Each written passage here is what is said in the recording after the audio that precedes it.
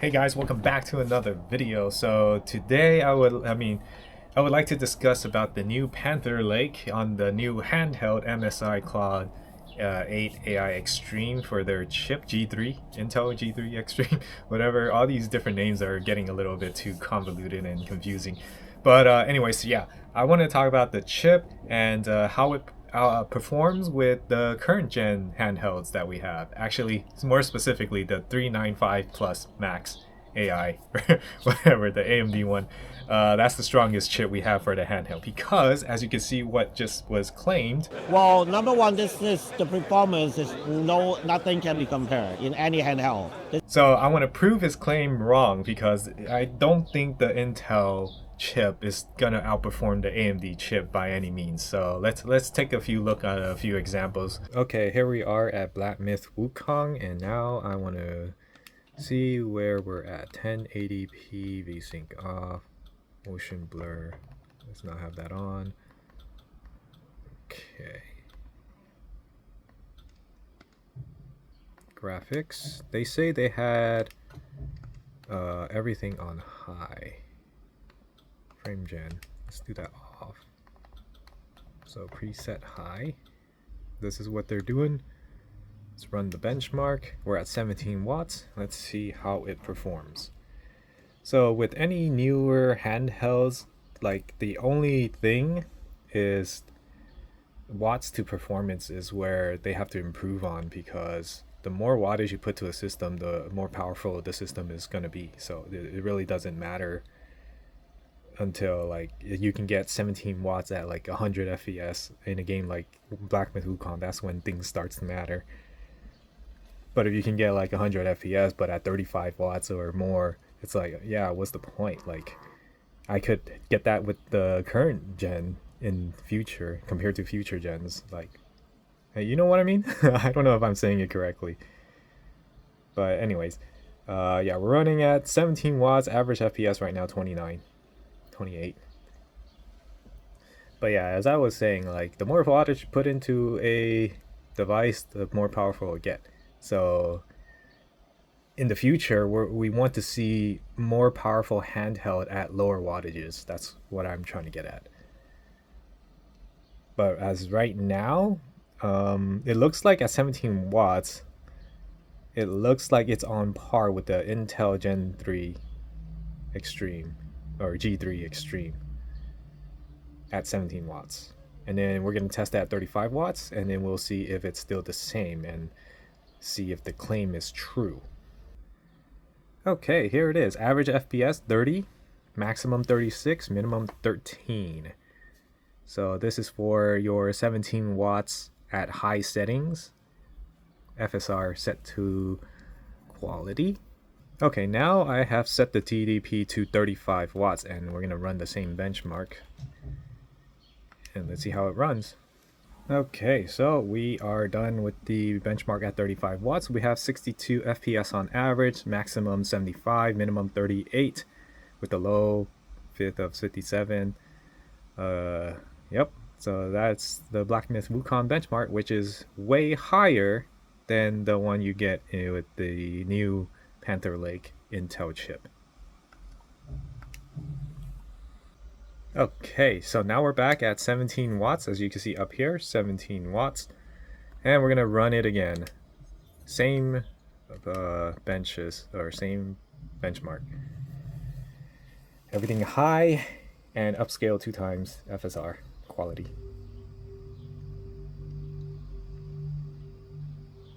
The reason why they're running it at low wattage is because battery life. So if you were to take this out, you'll be running it at those certain wattages. So you'll have more battery life. Obviously, this device can go up to 85 watts, which would definitely outperform everything.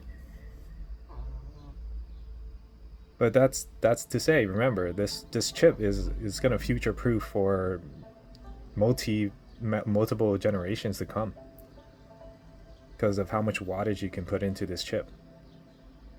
And even at low wattage, you see that it's doing pretty well. Like 17 watts, and we're getting 26 average FPS on Assassin's Creed Shadows. We can lower the settings, and then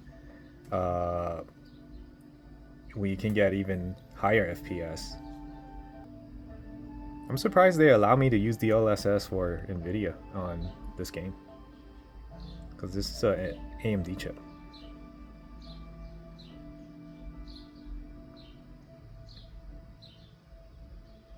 Maybe I'll swap back to the AMD. Well, I mean, like, upscaler type is gonna be different because Intel one uses XeSS3, so it really doesn't matter which upscaler type I use. As long as I know that these wattages beats out the Intel chip, that's all that matters.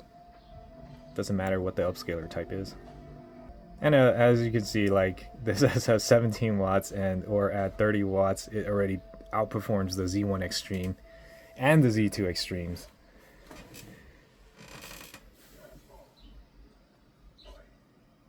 There you go. Average FPS 26.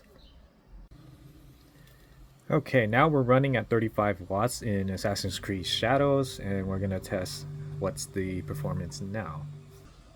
Okay, so we're done with the benchmark, and as you can see, we have an average FPS of 58, 87 max. Everything is on high and DLSS quality. There you go. Okay, we're back at Crimson Desert. So we are in the city. The city seems to be the one where it kind of makes the FPS stutter a lot. So I think it's good to just stay in the city. So right now we're running around the city at 17 watts. Crimson Desert 18 FPS. Wow, this is really not doing well in low wattage settings. So let's check our settings. So right here, graphics, everything on high. Video quality, balance, AMD FSR 3.1, 1080p. Okay, so we see some 23 FPS, 22 FPS, but it does drop down pretty hard if you see a lot of people on the screen. So let's run back.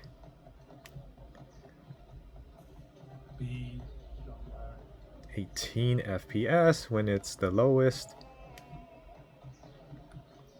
I'm not sure if Crimson Desert has their own benchmark tool, but this is what I am playing right now.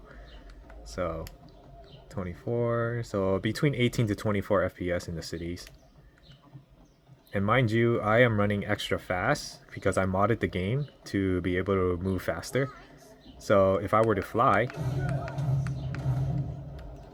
I can fly really fast too to really see the world. As you see, I'm already past the city gates and I still have my endurance bar.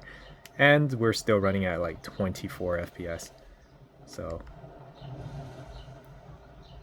I'm gonna load it all in, try to get the skyline view of the whole entire game. 25 FPS. Okay, so that was at 17 watts, right? So now we're running at 30 watts. As you can see, a huge improvement. 60 FPS, 50 FPS, 48 FPS. So we're gonna go back to the city. Why don't I just fly back there just to show you how the FPS is back at the city. Let's go. Oh, wrong way. Still at 50 FPS, 55. Okay, ran out of endurance. I should mod the game to have infinite endurance. It makes the game so much more fun. Okay. Whoops. I'm still getting used to the controls. I barely started this game. Okay, let's go. Let's go up. Let's get to the heart of the city. Alright, 35 FPS, 40 FPS.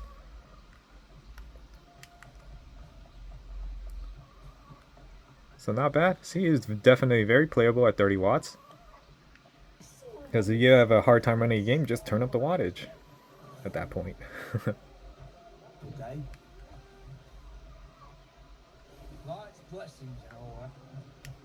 So as you can see, now you know how it kind of performs. It stays like 40 on average, I would guess, compared to the Intel test of 30 something. So here's a little bit more cluttered. So 34 FPS, 35, 37. but like in most cases, you're not gonna like always be around that many people. 35. So this is the most busy area of the city, and that's where you can really tell how your game can perform. So there you go. That's the 30 watts version of the game. Okay, so we're done with that benchmark, and as you can see, the GPD Win 5 does outperform the Intel G3 Extreme based on what they showed us on the chart. Obviously, no one has done the test yet or hasn't released their own third-party test. But based on what we saw in the FPS and their benchmark on the chart, and compared to what you saw with my benchmark, you can tell that we have way more FPS in Black Myth Wukong, which was 58 FPS on average versus the 46 on their chart for 35 watts. And I believe for Assassin's Creed Shadow, it was 61 FPS versus like 40 something on their chart as well. So yeah, this is definitely stronger still. But at 17 watts, the Intel Panther Lake does kind of outperform the GPD Win 5 for right now, at least for what I just saw for the 3 games, kind of. Because at Crimson Desert, the chart showed like it was like 24 FPS on average, and then so you got the Assassin's Creed at 17 watts at 26 FPS, while we got the Black Myth Wukong was at 38 FPS. So Assassin's Creed Shadow at 17 watts, it was on par with the GPD Win 5, but with Crimson Desert being 24 FPS, we did get like around 18 to 24 FPS, but I guess on average it was probably like 20 FPS. So it does beat out there in Crimson Desert. And then Black Myth Wukong just destroyed it at 38 FPS versus 30 FPS for the benchmark test at 17 watts. So we're kind of getting there when it comes to higher performance at lower wattages, but it's still not quite there yet. So you're going to have to make a decision whether you think this performance upgrade at 17 watts is worth you buying the Intel Panther Lake device, or would you rather just be able to future-proof yourself with the GPD Win 5, which even if you can't get that low performance, low wattage and higher performance, you do know that once you increase the wattage, the chip is just gonna destroy every single handheld. So yeah, like if you're gonna put 35 watts, no brainer that the 395 plus max is gonna outperform all the chips that are out there right now at 35 watts. Now you go lower, now our performance starts to equalize. Like as you saw with the 17 watts TDP, this thing does struggle giving enough performance. Like if you're in the market for a handheld, I suggest you buy one that has the 395 plus max AI in it rather than any other chips that are out there like Z2 Extreme, the Panther Lake, or whatever. I think if you're into like future proofing your console, I mean, if you want to play games like below 17 watts, 8 watts, 10 watts, things like that, I mean, let's be real, who wants to be playing games like that? I mean, like in the right now with what the handhelds have so far, nothing, and 8, 10 watts territory can play AAA games at high quality 1080p. So you're gonna be looking at downscaling to like 480p to upscale to 1080p or something like that. Like at that point you get a Steam Deck, and most of you who have been in a market who has already looked through handhelds before, you probably have a Steam Deck laying around. Like right now you shouldn't be buying a Steam Deck because it costs $1,000 and you don't want to do that. You might as well just save up money for a 395 chip. Now, I'm not sponsored or anything. I don't want you going out and buy the specific GPD Win 5 that I have. If you saw my other video, there are some problems with it.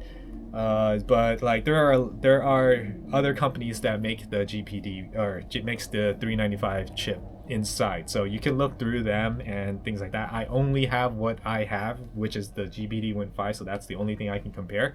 I don't get sent any products or whatever. Everything I review or I talk about is my own money that I pay for, and I don't have any contact with any of these companies whatsoever. So you can be safe that this is a very honest review. No one sent me anything. Now, as far as that goes for performance, that aside, another drawback for the Intel Panther Lake that people are not talking about so far, what I saw in the video or what they have posted, that the battery itself is inside the handheld. Now, I cannot imagine having a 80 watt hour battery inside a handheld, because if I were to permanently attach this to this handheld right now and play it all the time, it would be impossible to play in bed, laying down, facing this up, or anything like that. I would have to always be sitting upright in a chair, attached, and having the actual handheld be seated on my lap, rather than like holding it up in the air like this or something, and it will get way too heavy. Because if I were to like weigh it, right, the battery itself is just as heavy as the handheld itself. So you're doubling the weight of the handheld if you keep the battery inside. Now, obviously, when you're out and about and the handheld is for, you know, going out and playing it on the go, right? A lot of people actually play their handhelds at home, you know, playing on a couch, playing on their bed, and things like that. And most of the times, they're not going to need the battery attached because they're near a electrical outlet where you could just have it plugged in. I'm pretty sure a lot of people who are playing at high wattages, like 35 watts, for example, is going to have the handheld plugged in all the time. Now, if you're on the go, you're going to set it down to like 17 watts, and then you'll have the battery attached. But like, again, like the option is here for these kinds of handheld. GPD is not the only one that makes external battery, you know, so look through other companies. So yeah, I really want to get that off my chest. Like, I cannot imagine having an 80 watt hour battery permanently attached to the handheld. It's just, it doesn't make much sense. And not only that, like, the benefits of having external battery is that you could buy another one, and then when this one runs out, you just reattach another one, so that you don't even have to worry about buying a battery pack that fast charges the device. You know, you could just have another battery pack that just slot in, and you don't have to worry about whether your battery bank is going to be strong enough to charge a device. So that's one of the benefits of having external battery.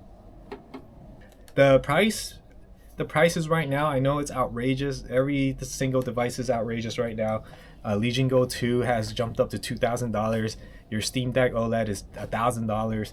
It's like now the Intel Panther Lake is rumored to be around $1,500 to $1,700. So they're kind of like putting their devices in the middle of like the stronger well, I mean, the Z2 Extreme is not stronger than the Panther Lake. However, the 395 is stronger than all of the chips right now.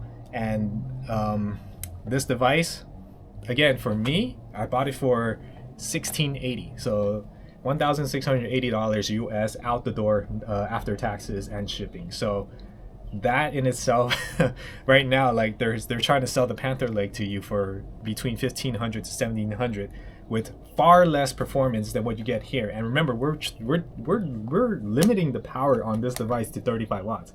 You have not seen what this device can do at 55 watts. Oh my goodness, you do. You're gonna blow your minds off if you saw what this device can do at higher wattages.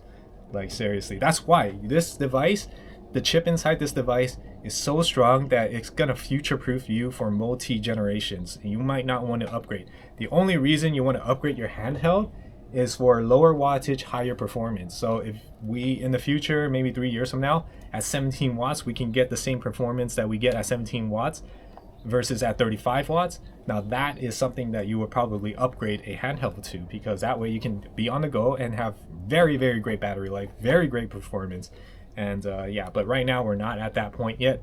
So Intel tried to do it, but can't really succeed just yet, because at 17 watts, this still performs the same as that, at least in the games that I have been playing. And I am mostly a open world type of person, so having more cores in the CPU does help with that. So that's why you see the same performance around these areas. Now, if I were to play something else that were less demanding on the CPU and more demanding on the GPU, might see a different, you know, effect at the wattage. I don't know, but for me, I only test things that I play and I would like to test. I won't go out of my way doing something I don't want to do.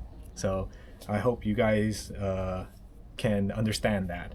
Anyways, yeah, that's it for this video. Let me know what you think, and I'll see you in the next one. Bye.